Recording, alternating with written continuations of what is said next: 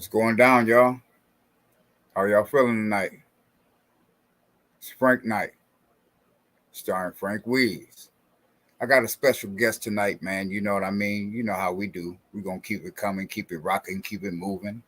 But I kind of want to go into a couple of subjects tonight. The first one I want to talk about is this darn Arkansas. These three cops, man. I can't understand what the hell was going on with these three law enforcement officers, and how basically, they thought they was doing something crazy when they beat this little white dude up. Now, to keep it real, this is Frank Knight, so I'm gonna go straight knowledge with you. White supremacy is white supremacy. So law enforcement, they've been not only trained, they don't not only have a code, but they live and die by the code of white supremacy in some instances as a group, not as a whole, as a group. And as you can see, with that case down in Arkansas, first of all, they suspended two. One is on administrative leave. So we know what time that is. In other words, two of them going to get transferred. One of them probably going to get charged. And we know the story from there. So I had a guest star coming on. He should be getting ready and getting heated up. So I really wanted to discuss that with him. But again, when it comes down to, just this law enforcement, as a whole, as a country, and how, white supremacy has just infested, law enforcement as a group, not as a whole. The reason why I say not as a whole is yes. The answer is yes. You got about 6, 7, 8, 9, 10, 11, 12, 13 great officers out here in this country doing hard work, actually solving crime, actually helping citizens and saving lives. I said about 13, 14, I'm not going to get up to 100 now. So when it comes down to law enforcement as a group, they go about their business in different ways. Now, no telling what really happens with the white boy. Obviously, he wasn't murdered by the cops, so they had a knee on his neck. They were banging his head in the ground, but they didn't do him like they did George Floyd. And speaking of George Floyd, I kind of really want to go into what the topic of conversation tonight is. And that's about Breonna Taylor.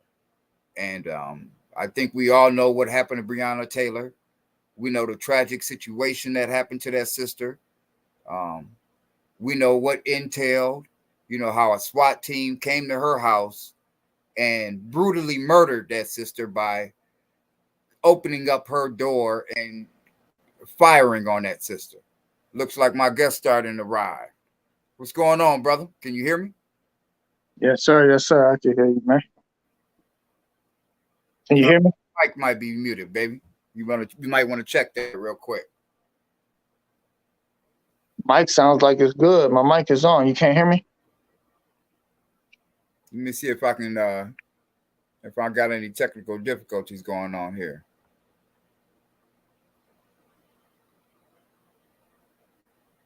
Yep. Can you hear me? 1, 2. I can see you wanting to say something. I just can't hear what you're saying, baby.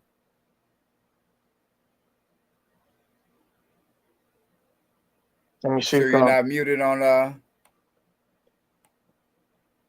Yo. Nah, no. Well, yeah, while we get those technical issues kind of cleaned up, I kind of wanted to talk about the situation with Breonna Taylor tonight and how those officers, hey, do we get that cleaned up? I'm trying to figure it out now. You can't hear me? Yo, can you hear me? Let me Hold see on. here. Yo, can you hear me? I just can't hear you on my end.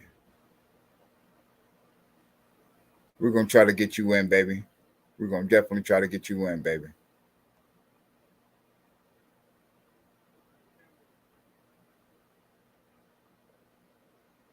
Yeah. So basically,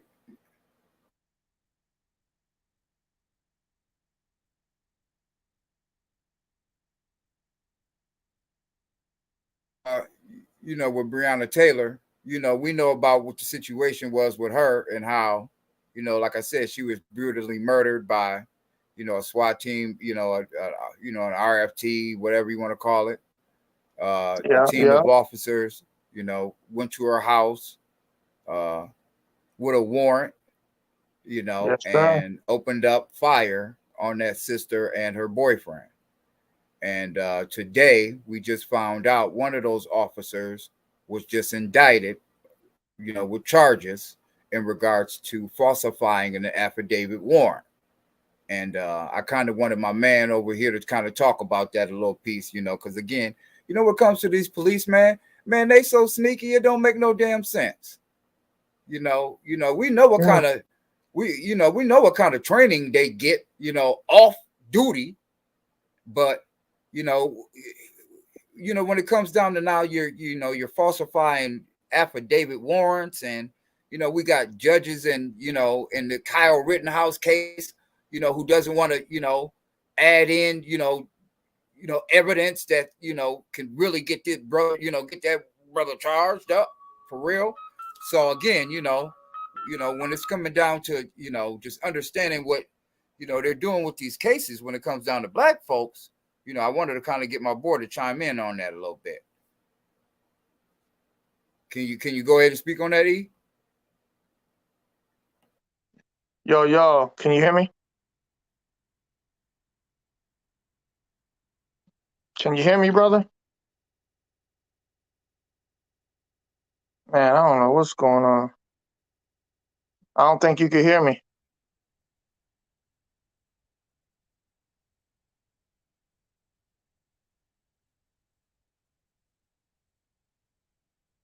Yo, can you hear me? Yeah, my man. So we're gonna have Can to you hear get me? you right, man. Yeah, yeah.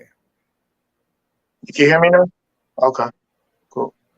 Yeah, something's just going on, man. I mean, I can see you. You know what I mean, but it's just something's muted. Something ain't coming off right.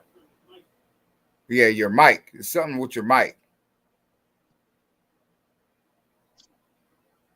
It's definitely something with your mic, baby. That's all it is your mic. It just ain't cutting on. What about now?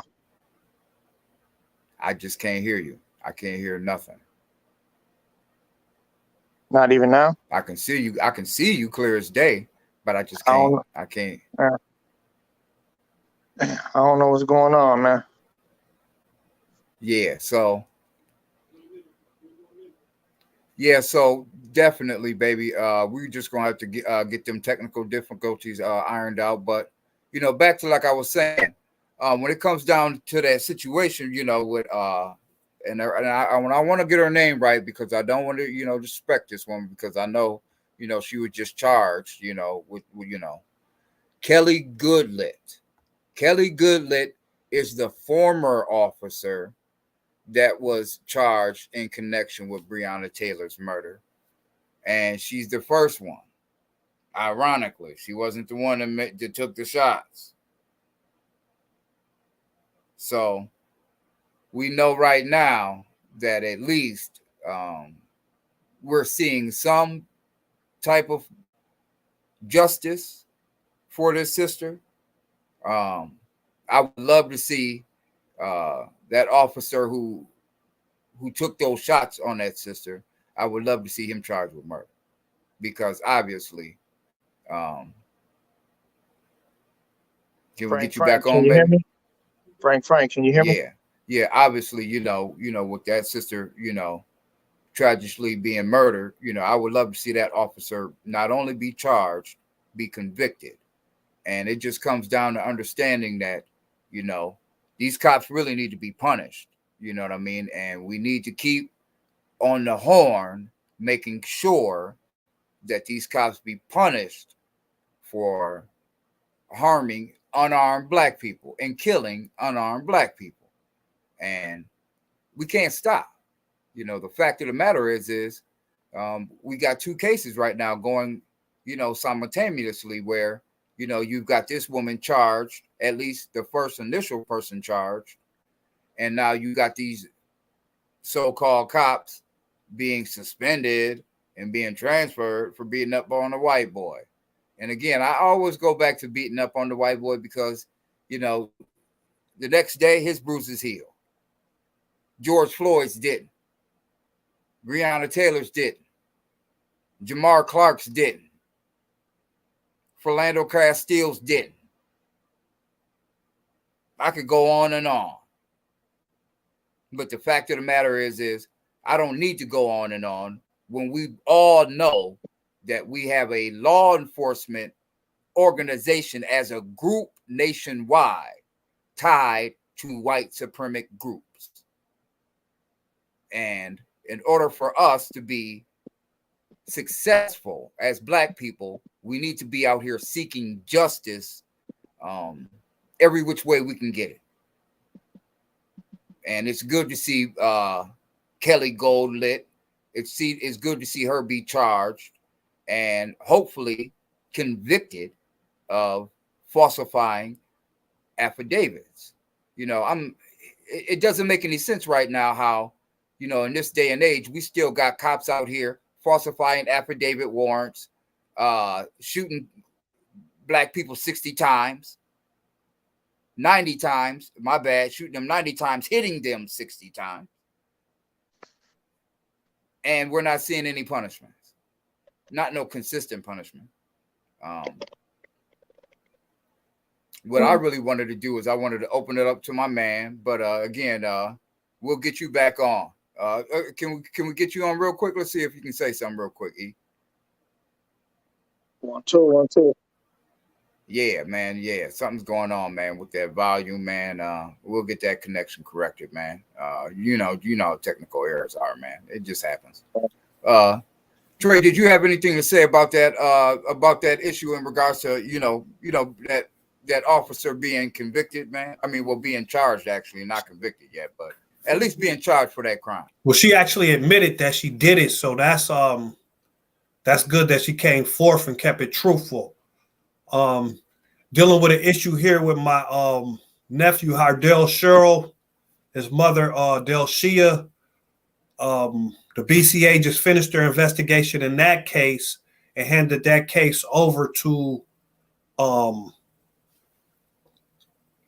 Beltrami. So what we're asking for right now is for Beltrami to hand that case over to Keith Ellison and let him be the special prosecutor in that case, so that there's not any judgment calls or foul balls or nothing like that. So we expect nothing less than justice for Hardell Sherrill, for Breonna Taylor, and just keep fighting out here. It's been 4 years coming for my sister Delshia in the case of Hardell, and it's been about three for Breonna's family. So never give up, never stop fighting the white supremacists, because not all the time, but sometimes it can result in justice. So let's just keep pushing. And I'm going to sign back out and let you hold it down. You're watching the Frank Knight Show on Black Watch Television. You can download that on your Roku app. We're going to talk more about, we got a press conference coming up Friday for the Hardell Sherrill situation. So we'll let you guys, we'll recap that real quick. Thank you for letting me jump on the Frank Knight Show real quick. Out. Peace. Yes, sir. Good looking out, my brother. And I thank y'all for tuning in to the Frank Knight Show. This is Frank Weeze.